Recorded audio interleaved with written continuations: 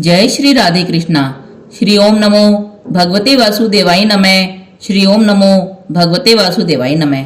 आज मैं आपको श्री वैशाख मास महात्म्य का 10वां अध्याय सुनाने जा रही हूँ।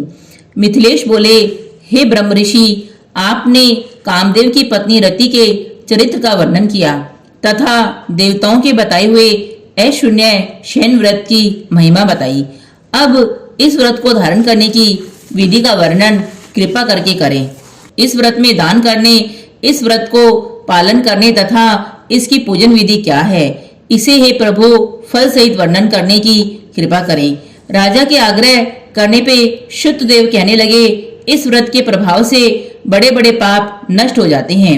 विष्णु जी ने इस व्रत का जो विधान लक्ष्मी जी को बताया था वह सब अब मैं आपके सामने स्पष्ट कर रहा हूँ।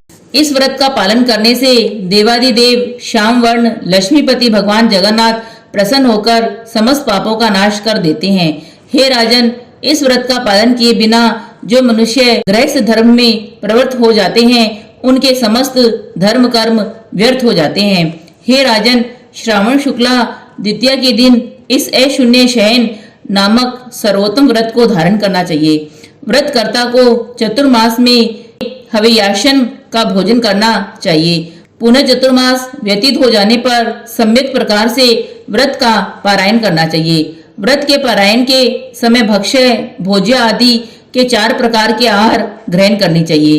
तत्पश्चात किसी वेद व्रती ब्राह्मण को उपायन देकर स्वर्ण अथवा चांदी की सुंदर प्रतिमा निमित्त कराकर प्रतिमा को पीताम्बर धारण कराएं।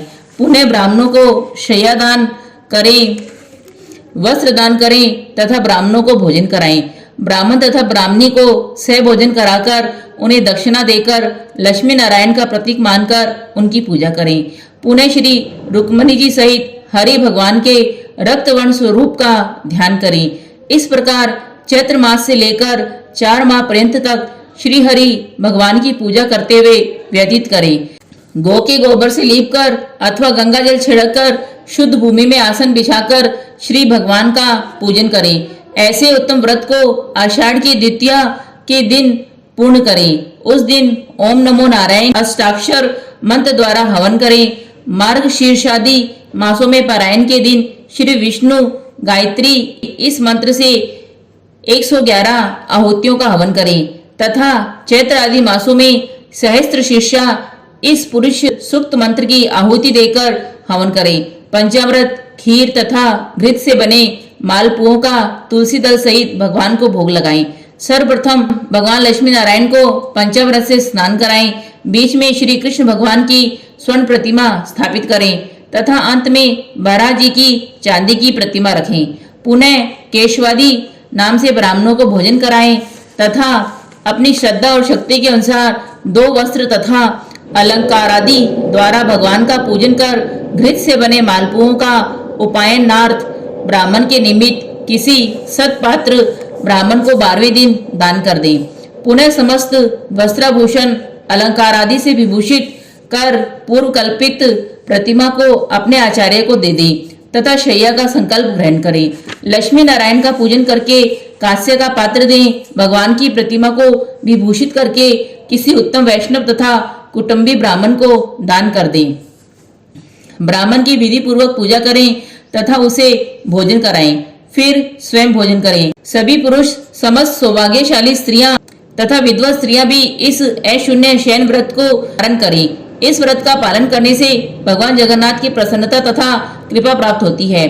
जिस प्रकार बन पड़े वैसे ही इस व्रत का अवश्य ही पालन करना चाहिए। जो मनुष्य विष्णु लोक अर्थात वैकुंठ जाने की इच्छा रखते हैं उन्हें इस व्रत का अवश्य ही पालन करना चाहिए। यह सुनकर मिथिलेश ने पुनः श्रुत देव से प्रश्न किया, हे महर्षि, वैशाख मास में छत्र दान का क्या महत्व है? मिथिलेश के ऐसे वचनों को सुनकर श्रुत देव जी राजा से कहने लगे, हे महेश्वर, जो धार्मिक पुरुष साधु महात्माओं को वैशाख मास में छत्र दान करते हैं उन्हें अनंत पुण्य फल प्राप्त होता है। इस संबंध में मैं एक प्राचीन इतिहास का वर्णन करता हूँ। सतयुग में हेमकांत नामक एक राजा वंग देश में राज्य करता था। उसके पिता का नाम कुशकेतु था। राजा हेमकांत बड़ा शूरवीर, शास्त्रों का ज्ञाता, धार्मिक तथा सर्वश्री संपन्न श्रीमान था। वह एक दिन वन में शिकार खेलता हुआ गहन वन में चला गया।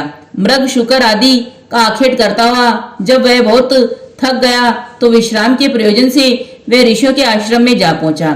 उस समय आश्रम में शतचित नामक ऋषि व्रत में मग्न होकर ध्यान लगाकर समाधि स्थित थे। अतः उन ऋषियों ने उठकर राजा का स्वागत नहीं किया।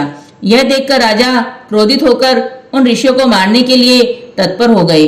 तब उन ऋषियों के 10 सहस्त्र शिष्य उसे निवारण करते हुए उनसे बोले, हे दुर्मते, हमारे गुरुवर समाधि स्थित हैं, अतः वे यह नहीं समझ पा रहे हैं इस समय आश्रम में कौन आया है, अतः तुम उन पर क्रोध मत करो। राजा शिष्यों से बोला, हे ब्राह्मणों, मैं थका हुआ हूँ, अतः तुम सब मेरा आतिथ्य सत्कार करो। ऋषि शिष्य बोले, हम भिक्षुक तथा ऋषि के शिष्य हैं, हम बिना गुरु के आदेश के आपका स्वागत सत्कार करने में असमर्थ हैं। जब शिष्यों ने राजा को इस प्रकार का उत्तर दिया तो क्रोधित होकर राजा ने उनको मारने के लिए अपना धनुष बाण उठाकर सरसंहार किया।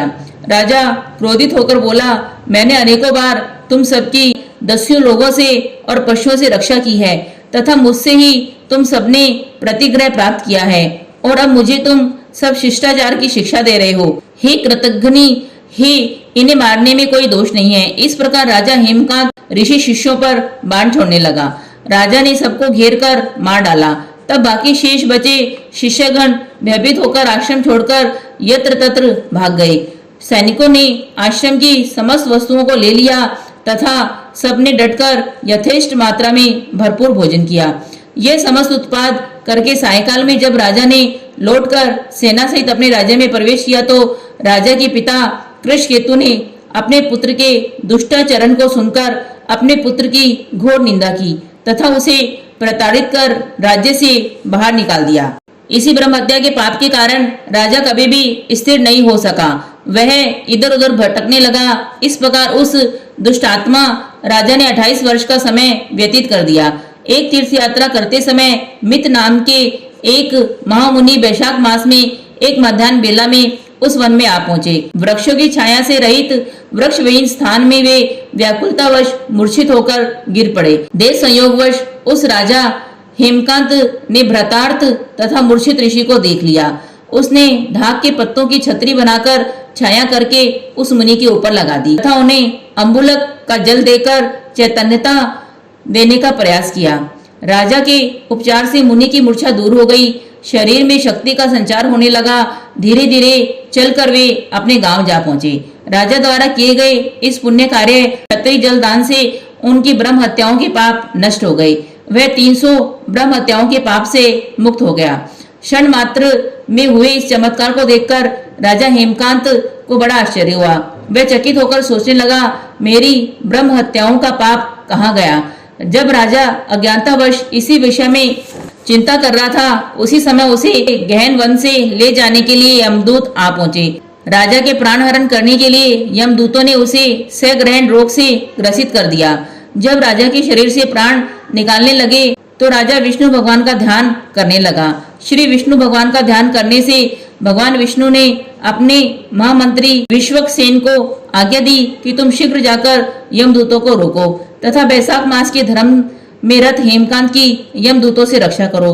मेरे कथन को उसके पिता कुशकेतु से कहो कि यह तुम्हारा पुत्र वैशाख मास में वैशाख धर्म में प्रवृत्त होने के कारण वह मेरा प्रिय पात्र है, अतएव अब तुम अपने इस पुत्र को राज्य शासन का भार प्रदान करो।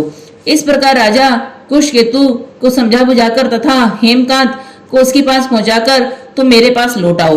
भगवान विष्णु का ऐसा आदेश प्राप्त कर महाशक्तिवान विश्वक्सेन तत्काल प्राण त्यागने को विवश हेमकांत के पास जा पहुंचे।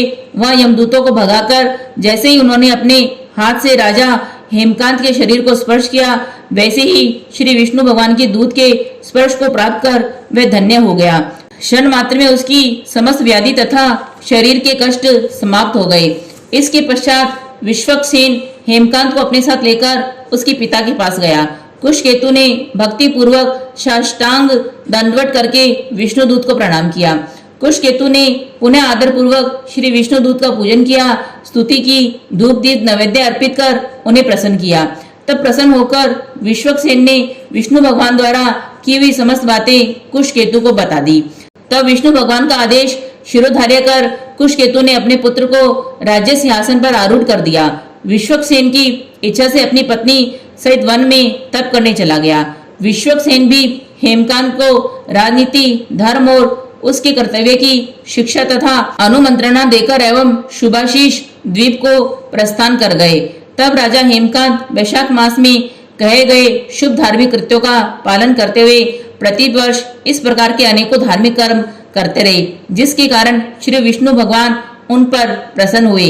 राजा सत्यवान वेद पाठी ब्राह्मणों की सेवा करने लगे। इस प्रकार धर्म कर्म में रत, शांत, दानी एवं जितेंद्रिय राजा समस्त जीवों पर दया भाव दिखाते हुए समस्त यज्ञों में दीक्षित होकर सुखों को प्राप्त कर पुत्र पुत्रादि से संपन्न होकर विष्णु लोक को प्रस्थान कर गया। श्री हरि विष्णु भगवान की जय। श्री हरि विष्णु भगवान की जय।